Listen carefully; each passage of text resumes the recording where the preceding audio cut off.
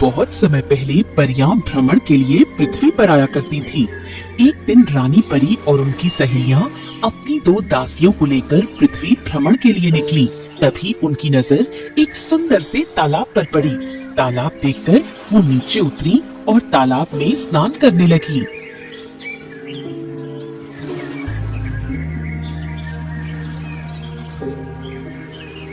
प्रभावती, कितना आनंद आ रहा है इस तालाब में स्नान कर कर।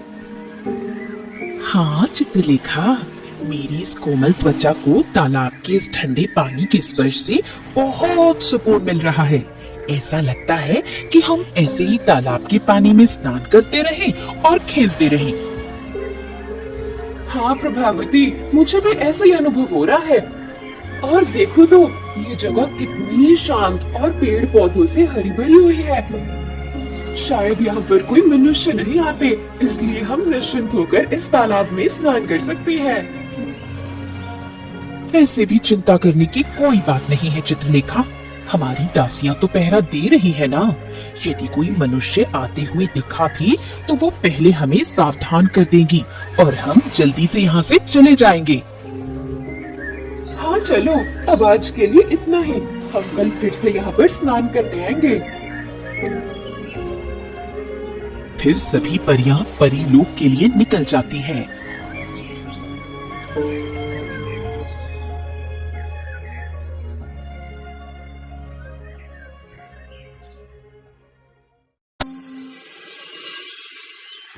दूसरे दिन वो सभी फिर उस तालाब पर स्नान करने आईं। अब परियां रोज तालाब में स्नान करने आती थी और उनकी दासियां पहरा देती थी। ऐसे ही कुछ दिन बीत गए। रेवती, तुम्हें क्या हुआ है? आज तुम कुछ ठीक नहीं लग रही हो। हमें जल्दी रानी परी के पास जाना है, वह हमारा इंतजार कर रही होगी। रमा, तुम्हें तो पता ही है पृथ्वी लोक पर कितनी धूप और गर्मी है। रानी परी खुद तो तालाब में ठंडे पानी का आनंद लेती रहती है, पर हमारे बारे में कभी भी नहीं सोचती। आज मेरा सर चकरा रहा है और लगता है आज मैं तुम्हारे साथ नहीं आ पाऊंगी। ठीक है रेवती, आज तुम आराम करो, मैं रानी परी से बात कर लूंगी। फिर दासी रमा रानी परी के पास आती है। इधर रानी परी और उनकी सखियां तालाब पर जाने के लिए दासियों की राह देख रही थीं। कहाँ चली गई ये दासियां? अभी तक आई क्यों नहीं? हमें जाने में देरी हो रही है। तभी दासी रमा वहाँ पर आ जाती है। अरे रमा, आज इतनी देर क्यों कर दी? और वह तुम्हारी सखी दासी रेवती कहाँ है? रानी जी, आज रेवती की तबीयत कुछ ठीक नहीं है, इसलिए वो नहीं आना चाहती है। उसकी तबीयत खराब है तो मैं क्या करूं? तुम मेरी दासियां हो, तुम्हें मेरा आदेश मानना ही होगा। जाओ और रेवती से कहो हमारे साथ चले। यदि वह नहीं आना चाहती तो उसके उस बूढ़ी माँ को लेकर आना।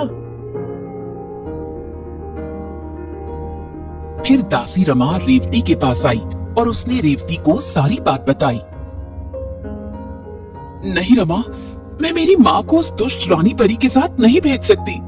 मैं खुद ही चलती हूँ, अब जो होगा देखा जाएगा। फिर रेवती परियों के साथ पृथ्वी लोक पर आ जाती है। वे तालाब के पास जाते हैं। परियां स्नान करने लगती हैं और दोनों दासियां पहरा देती हैं। कुछ देर बाद धूप ज्यादा बढ़ जाती है और रेवती का सर ज्यादा चकराने लगता है। रेवती होश खो देती है और वो बेहोशी में भटकने लगती है।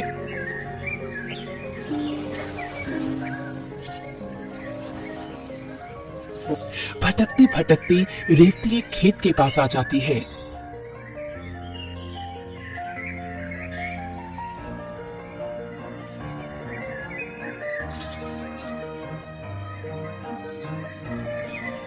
कितनी धूप है आज।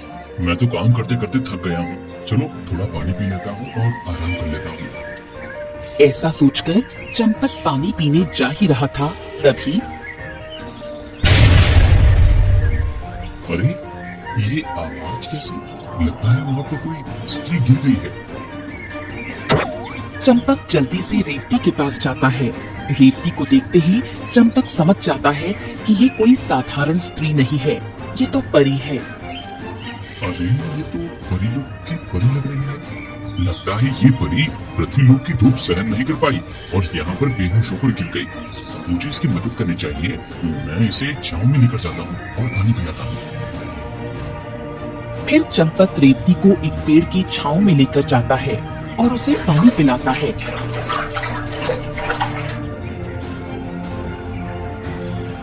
पानी पीने के कुछ ही देर बाद रेवती को होश आता है। मैं कहाँ हूँ? हे परी, तुम मेरे खेत के पास बेहोशी की हालत में पड़ी हुई थी, तो मैं तुम्हें यहाँ छांव में लाया और पानी पिलाया। हे भले युवक, आज तुम नहीं होते तो शायद मेरी जान नहीं बच पाती। मुझे बचाने के लिए तुम्हारा बहुत बहुत शुक्रिया। पर परी जी, तुम अकेले यहाँ पर कैसे आ गई? मैं अकेली नहीं आई हूँ। मेरा नाम रेवती है और मैं रानी परी की दासी हूँ। फिर रेवती चंपत को पूरी कहानी बताती है। रेवती की बातें सुनकर चंपत को रानी परी पर बहुत गुस्सा आया और उसी समय उसके मन में रेवती के प्रति प्रेम भाव जाग उठा और चंपत सोचने लगा, काश उस दुष्ट परी की दुनिया में से तुम्हें मैं आजादी दिला पाता। काश मैं तुम्हें अपना बना पाता। तुम तो एक परी हो और मैं एक मनुष्य, इसलिए ये सब चीजें मेरे लिए संभव नहीं है। हे युवक, तुम कहाँ खो गए? हाँ रेवती, मैं तुम्हारे बारे में ही सोच रहा था। पर तुम कितनी सुंदर और भोली भाली हो। पर ये दुष्ट रानी तुम्हारे साथ ऐसा क्यों करती है? ऐसा कुछ नहीं है। हम उनकी दासियां हैं, तो हमें उनकी सेवा करनी ही होगी। अब मैं तालाब के पास जाती हूँ। अभी तक परियों का स्नान हो गया होगा। यदि मैं उन्हें वहां पर नहीं दिखी तो बहुत बड़ी समस्या हो जाएगी। फिर रेवती तालाब के पास जाती है और फिर वो सभी परियां परी लोक की ओर निकल जाती हैं। परी लोक पहुंचने पर रेवती रमा को सारी बात बताती है। क्या तुझे एक मनुष्य ने बचाया? मैंने तो सुना है कि मनुष्य लोग बहुत दुष्ट होते हैं। सभी मनुष्य दुष्ट नहीं होते रमा। उनसे दुष्ट तो हमारी रानी परी है, जिसने मेरी माँ की सारी शक्तियां हड़प ली और उनका राज सिंहासन भी छीन लिया और अब हम पर अत्याचार कर रही है। पर अब इस दुष्ट रानी परी का कोई भी कुछ नहीं बिगाड़ सकता। अच्छा, मुझे एक बात बता, वह युवक दिखता कैसा था? उसका नाम क्या है? वो युवक देखने में बहुत सुंदर था। उसकी आंखों में एक सच्चे इंसान की चमक थी, पर मैंने उससे उसका नाम नहीं पूछा। इतना कहकर रेवती चुप हो गई और चंपत के बारे में सोचने लग गई। रेवती, रेवती, कहाँ खो गई तुम? कहीं नहीं रमा, बस उस युवक के साथ बिताए हुए उन पलों की याद आ गई। अच्छा, लगता है तुम उसके प्रेम में पड़ रही हो। चल पगली, ऐसा कुछ नहीं है। और तुझे नींद नहीं आ रही है क्या? कल हमें फिर रानी के साथ जाना है ना? जा, तू अपने घर जा और सो जा। रमा थोड़ी मुस्कुराती है और वहां से चली जाती है, पर रेवती वहां पर बैठकर चंपत के बारे में सोच रही थी। सच में कितना सुंदर और नेक दिल है वो युवक। क्या नाम होगा उसका? मैं उससे फिर मिलना चाहती हूँ। यदि मैं परी नहीं होती तो सच में मैं उसे अपना जीवन साथी बना लेती। ऐसा सोचते सोचते रेवती वहीं पर सो गई। इधर चंपत भी रेवती के बारे में ही सोच रहा था। कितनी सुंदर है वो परी। हे भगवान, काश कुछ ऐसा हो जाए कि उस परी को मुझसे प्रेम हो जाए। मैं परी रेवती को फिर से देखना चाहता हूँ। मैं कल तालाब के पास जाऊंगा और उसे छुप कर देखूंगा।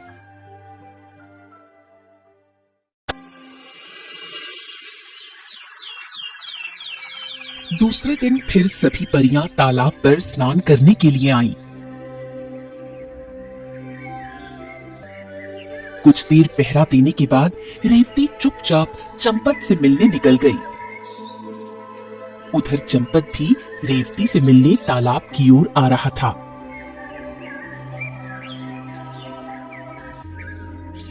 जंगल में एक जगह पर दोनों का मिलन हो गया। दोनों एक दूसरे को देखकर बहुत खुश हुए। अरे रेवती परी, तुम इधर कहाँ जा रही हो? मैं तो तुमसे ही मिलने आ रही थी। मुझसे मिलने? मतलब? बस ऐसे ही मन किया तुमसे मिलने का, इसलिए आ रही थी। पर तुम इधर कहाँ जा रहे थे? तुम्हें तो भी खेत में होना चाहिए ना। हाँ हाँ, मैं भी तुम्हें ही देखने तालाब की ओर आ रहा था। मुझे देखने? फिर दोनों एक दूसरे को देखकर हंसने लगते हैं। वो वहीं पर पेड़ के पास बैठ गए और उन्होंने बहुत सारी बातें की।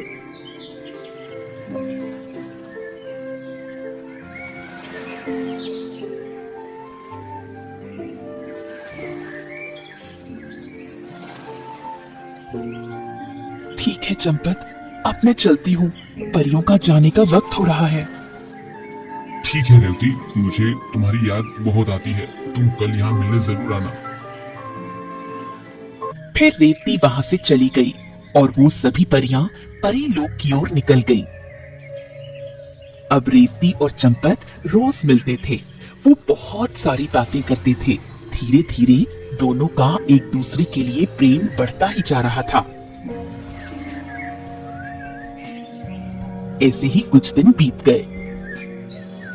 रेवती, अब मैं तुम्हारे बिना नहीं रह सकता। चलो हम शादी कर लेते हैं और फिर तुम मेरे घर में मेरे साथ ही रहना। चंपत, मैं भी तुम्हारे बिना नहीं रह सकती।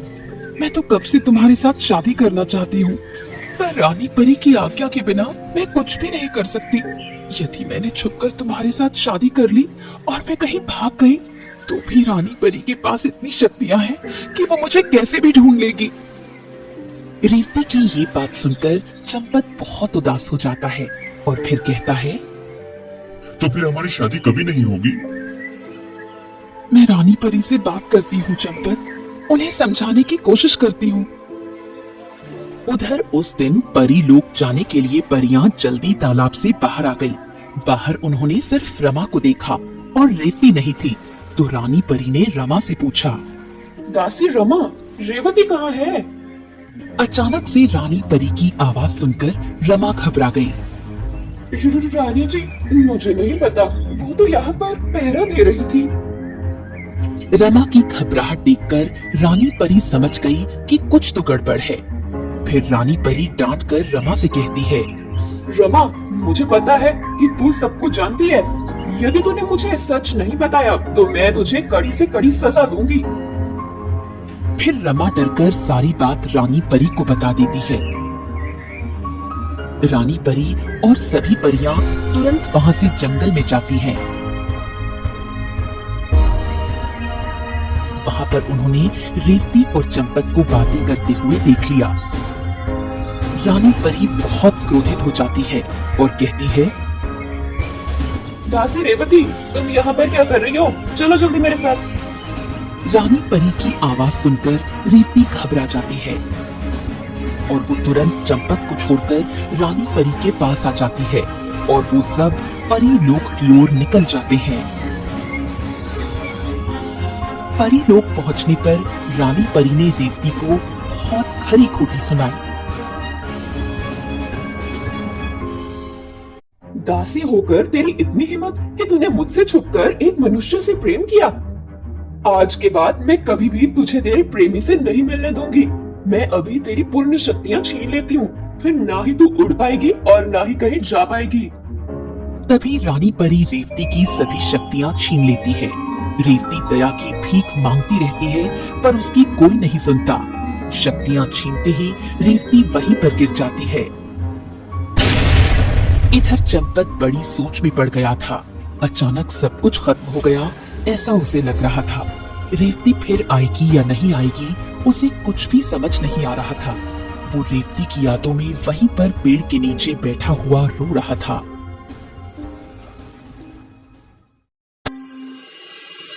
दूसरे दिन परियां दासी रमा को लेकर तालाब पर स्नान करने आईं। इधर चंपत को लग रहा था कि रेवती आएगी इसलिए वो वहीं पर बैठकर रेवती की राह देख रहा था। पर 2 दिन बीत गए तो भी रेवती चंपत से मिलने नहीं आई। तो चंपत भी समझ गया कुछ तो गड़बड़ है। इस दुष्ट रानी परी ने मेरे रेवती के साथ कुछ तो किया है। मुझे पता करना ही होगा। ऐसा सोचकर चंपत तालाब के पास गया। वहां पर उसने रमा से रेवती के बारे में पूछा। रमा ने सारी बात चंपत को बता दी। अच्छा, तो ये बात है। अब इस दुष्ट रानी परी को मैं छोड़ूंगा नहीं। ऐसा सोचकर चंपत वहां से चला गया।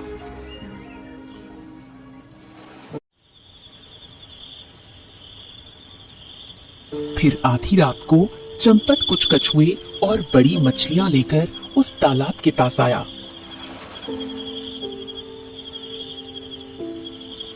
अब कल आएगा मजा। ये कछुए और मछलियां उन परियों को नहाते समय पूरा खा जाएगी। फिर चंपत ने कछुए और मछलियां तालाब में छोड़ दिए।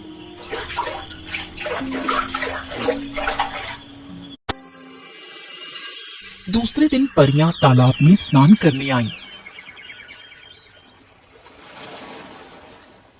जैसे ही वो पानी में उतरी, अरे मुझे कुछ काट रहा है। अरे इधर से भी काट रहा है। क्या है? अरे अरे मुझे कुछ काट रहा है। लगता है पानी में कुछ है। निकले सभी इस पानी में से। अरे अरे मुझे कुछ काट रहा है। लगता है पानी में कुछ है। निकले सभी इस पानी में से।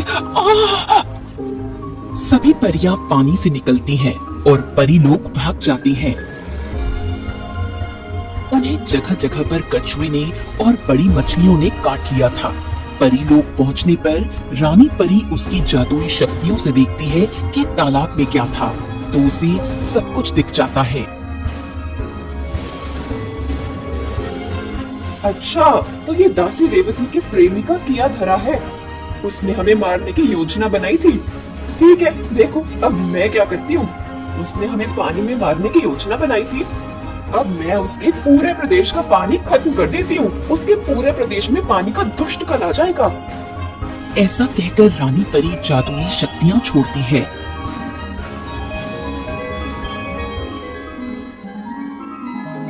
और चंपत के गांव के आसपास के सभी नदी नाले और कुएं सुखा देती है।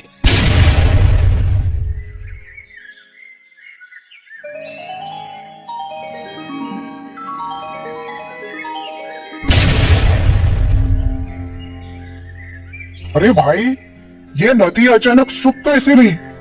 कल तक तो इसमें पानी था। अब हमारे फसलों का क्या होगा?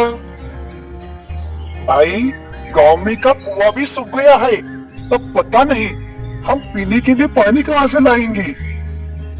सभी गांव वाले सोच में पड़ गए थे। किसी को कुछ समझ नहीं आ रहा था कि अचानक से क्या हो गया। गांव का सारा पानी खत्म हो गया। लोगों ने दूर दूर तक जाकर देखा, पर उन्हें कहीं भी पानी नहीं मिला। हर तरफ सूखा ही पड़ा था।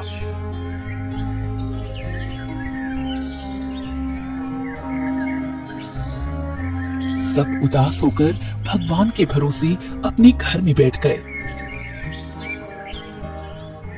तभी चंपत ने देखा कि उसके मुर्गे के पंख से पानी गिर रहा है। अरे, मेरे मुर्गे के पंख गीले कैसे हैं? ये मुर्गा जरूर ही पानी में से आ रहा है, पर पानी तो यहाँ पर कहीं नहीं है। फिर ये मुर्गा कहाँ गया था? मुझे इस मुर्गे का पीछा करना ही होगा और पता करना होगा कि ये कहाँ जाता है। फिर शाम में जब मुर्गा घर से निकला तो चंपत भी उसके पीछे चल दिया।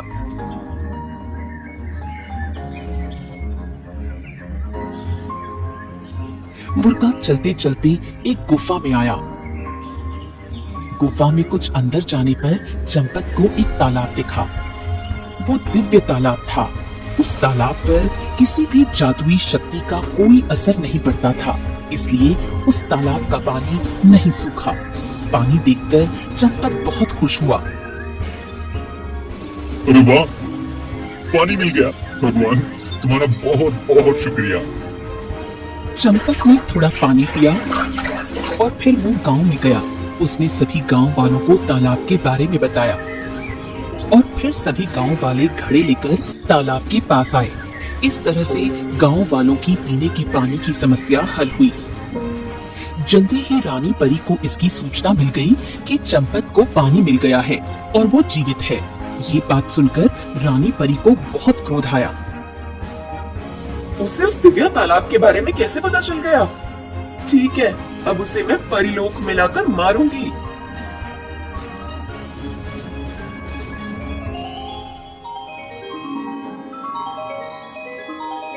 फिर रानी परी ने अपनी जादुई शक्ति से एक अदृश्य जल उस तालाब के पास बिछा दिया। सुबह जब चंपत वहां पानी लेने आया तो वो उस जल में अटक गया और तभी रानी परी ने वो जल परीलोक में खींच लिया। आओ मनुष्य, परिलोक में तुम्हारा स्वागत है। सुना है तुम्हें परियों से बहुत लगाव है, इसलिए मैं तुम्हें परिलोक में ही लेकर आई। क्या मैं परिलोक में हूँ? मेरी रेवती कहाँ है? कौन रेवती? यहाँ पर कोई रेवती नहीं है। दासी, हमारे इस पृथ्वीलोक के मेहमान को अच्छा खाना पीना दिया जाए और कल होने वाले त्योहार की तैयारी शुरू की जाए। दासी चंपत को तरह तरह के पकवान खाने के लिए देती है। चंपत खाना खाता है पर उसे कुछ समझ नहीं आ रहा था कि यहाँ पर चल क्या रहा है। उसकी इतनी मेहमान नवाजी क्यों की जा रही है? मुझे तो ये दुष्ट रानी परी की कुछ चाल लग रही है। इसने मुझे मेहमान नवाजी करने तो यहाँ पर नहीं लाया है। चलो मैं आसपास घूम लेता हूँ, कहीं रेवती मिल जाएगी तो देखता हूँ। ऐसा सोचकर चंपत परीलोक में रेवती को ढूंढने निकल गया।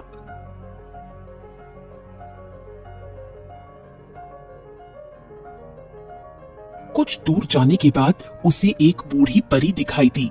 चंपत को देखकर बूढ़ी परी ने कहा, पुत्र, तुम तो पृथ्वीलोक के वासी लग रहे हो, फिर तुम परीलोक में कैसे आ गए? कौन हो तुम? बूढ़ी परी माँ, मेरा नाम चंपत है। रानी परी ने मुझे जाल में फंसाकर पृथ्वीलोक से यहाँ पर खींच लिया है और अब मेरी मेहमान नवाजी कर रही है। मुझे पता नहीं मेरे साथ क्या हो रहा है। मैं तो अभी यहाँ पर रेवती परी को ढूंढने निकला हूँ। क्या रेवती? रेवती को तुम कैसे जानते हो? बूढ़ी परी माँ, रेवती परी मेरी प्रेमिका है। फिर चंपत बूढ़ी परी को पूरी कहानी बताता है। ठीक है, चलो मेरे साथ। मुझे पता है रेवती कहाँ है, वो तुम्हारा ही इंतजार कर रही है। बूढ़ी परी की ये बात सुनकर चंपत थोड़ा खुश हो जाता है और फिर बूढ़ी परी के पीछे पीछे चल देता है। बूढ़ी परी उसे एक महल में लेकर जाती है। वहां पर रेवती बुरी हालत में पड़ी हुई थी।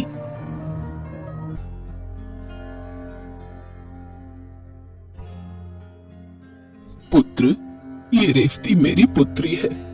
जिस दिन रानी परी ने तुम दोनों को साथ में देख लिया था, उसी दिन रानी परी ने रेवती की सारी शक्तियां छीन ली। तब से रेवती उड़ नहीं सकती और तब से आज तक रेवती ने जरा भी खाना नहीं खाया है। रेवती कहती है, यदि मैं खाना खाऊंगी तो चंपत के हाथों से ही खाऊंगी, नहीं तो उसी की यादों में मर जाऊंगी। ये बात सुनकर चंपत वहीं पर रोने लगा और उसने रेवती को आवाज दी, रेवती, मेरी प्रिय रेवती, उठो, मैं आ गया। चंपत की आवाज सुनकर रेवती आंखें खोलती है और चंपत को देखती है। वो बहुत खुश हो जाती है। चंपत, तुम आ गए। चंपत, मुझे पता था कि तुम मुझे लेने जरूर आओगे। प्रिय, ये कैसी हालत बना ली तुमने? अब मैं तुम्हें यहाँ से लेकर ही जाऊंगा। उस डायन के रहते हुए तुम्हारा पृथ्वीलोक पर वापस जाना असंभव है पुत्र। कल के त्योहार में वो डायन तुम्हारी बलि देने वाली है, इसलिए तुम्हें इतना खिला पिला रही है। कौन डायन? क्या रानी परी डायन है? असली रानी परी मैं हूँ। एक दिन उस डायन ने मेरी जादुई शक्तियों की माला चुरा ली और उसे एक गुफा में छुपा दिया। फिर उसने मुझे एक बूढ़ी परी बना दिया और मेरे साम्राज्य पर अधिकार जमा लिया। उस डायन ने सभी परियों को अपने वश में कर लिया है और तब से वो हम पर अत्याचार कर रही है। अच्छा, तभी तो मैं सोच रहा था कि ये परी इतने दुष्ट कैसे है, क्योंकि मैंने सुना है कि परियां बहुत अच्छी और दयावान होती है। पर रानी जी, हम क्या इस डायन का विनाश नहीं कर सकते? कर सकते हैं पुत्र। यदि मुझे मेरी वो जादुई शक्तियों की माला मिल जाए तो मेरा रानी का रूप और मेरी शक्ति वापस आ जाएगी। जैसे ही मैं रानी बनूंगी वैसे ही वो डायन जलकर भस्म हो जाएगी। वो माला उस डायन ने परीलोक में ही दक्षिण की ओर त्रिक्षेत्र नाम की गुफा है, वहां पर छुपाई है। उस गुफा में सिर्फ कोई मनुष्य या राक्षस ही जा सकता है, इसलिए आज तक हम परियां उस माला को नहीं ला पाए।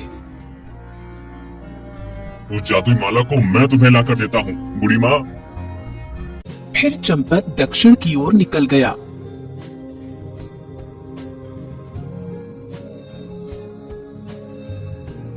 वो गुफा में गया।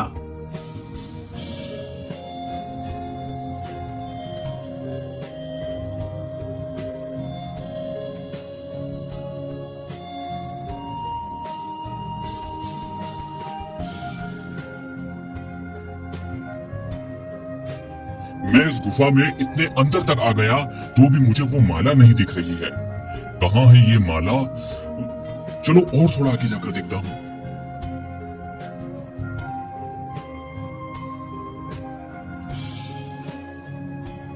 गुफा में थोड़ा और आगे जाने के बाद चंपत को एक पत्थर के पीछे से प्रकाश आता हुआ दिखा। अरे, उस पत्थर के पीछे से कुछ प्रकाश आ रहा है। लगता है वहाँ पर कुछ तो है। चंपत जाता है और वो पत्थर हटाता है। पत्थर हटते ही उसे वो माला दिख जाती है। चंपत खुश होकर माला को उठाता है और वहां से चल देता है। वो माला लेकर चंपत ने बूढ़ी परी को दी। माला पहनते ही बूढ़ी परी एक सुंदर रानी के रूप में आ गई। बूढ़ी परी के रानी बनते ही उधर वो डायन जलकर भस्म हो गई। फिर रानी ने रेवती को उसकी शक्तियां प्रदान की। शक्ति वापस मिलते ही रेवती तंदुरुस्त हो गई। माँ, अब मैं चंपत के साथ विवाह कर पृथ्वी लोक जाना चाहती हूँ माँ। फिर रानी रेवती को एक परी से सामान्य स्त्री बना देती है और रेवती और चंपत का धूमधाम से विवाह कर दिया। फिर रानी परी रेवती और चंपत को उनकी जादुई चादर पर बिठाकर पृथ्वी लोक भेज देती है।